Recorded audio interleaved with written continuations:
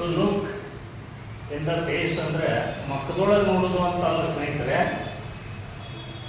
To look in the face ಅಂದರೆ face boldly, face boldly ಅಂದರೆ ಧೈರ್ಯವಾಗಿ ಎದುರಿಸು, ಧೈರ್ಯದಿಂದ ಎದುರಿಸು.